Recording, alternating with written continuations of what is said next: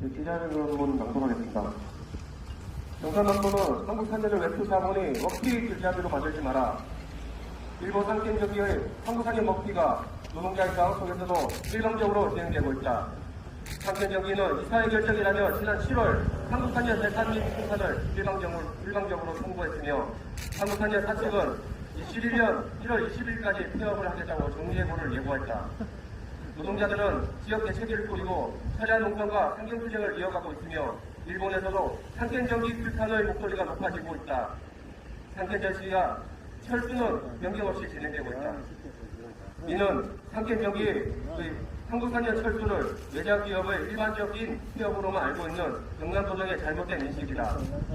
상kiến 저기는 한국 4년의 위장 폐업을 위해 지난 2017년 정리해고를 마무리하는 과정에서 노사가 합의를 한 생산 재가동을 위한 재반 조치를 전혀 하지 않았다. 뿐만 아니라 지난 3년간 한국 4년의 채용 규모나 생산량을 비춰볼 때 나올 수 없는 연간 50억의 적자를 주장하면서도 노동조합이 수차례 요구한 경영 상태 공개는 외면했다. 기획된 적자이고 위장 폐업이다. 또한 OECD가 공고하고 있는 다국적 기업 가이드라인도 준수하지 않았다.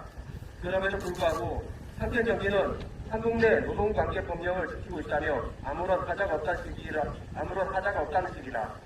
더구나 상kiến 저기는 마산 수출 자율 지역 내에서는 철수를 하면서도 천안의 입기 구지응을 사모투자 합작회사를 통해 160억 원을 들여 인수했으며 입기는 최근 천안시와 투자협약을 맺어 2023년 6월까지 총 315억 원을 투자하고 50여 명을 고용할 계획임을 밝혔다. 경남도 내에서 16명을 정리해고하면서도 천안에서는 50명을 더 투자하겠다는 꼴이다. 문제는 상kiến 저기의 마산 자유무역 기업 내 철수가 아무런 규제 없이 진행된다면 지역 내 외투 기업의 도미노 철수가 우려된다는 점이다. 마산 자유무역 지역은 2008년 50억 7천 달러의 수출을 기록하기로 했지만 10년 만 2018년에는 9억 9천 5백만 달러로 하락했다. 업체 수는 111곳에서 2017년 기준으로 증가했지만 2010년 8천 명이었던 고용 인원은 5천 명으로 하락했다.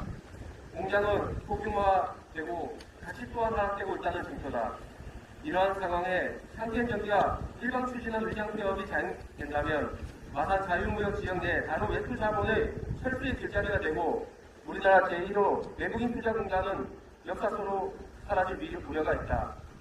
지난 20대 국회에서도 이를 알기에 외투 자본에 대한 규제 법안이 상정되기도 했다.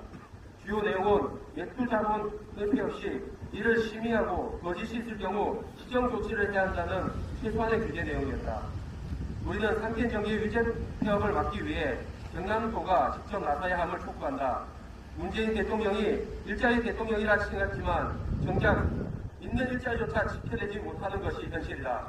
더구나 한국 4년의 위장 폐업이 지역 내 외투 기업의 철수를 위한 길잡이가 된다면 일개 기업의 문제가 아닌 일자리와 고용의 문제로 접근해 현안 문제를 해결해야 한다. 노동자들에게 시간이 얼마 남지 않았다. 이 시간은 마산 수출 자율 지역에 남은 시간이다.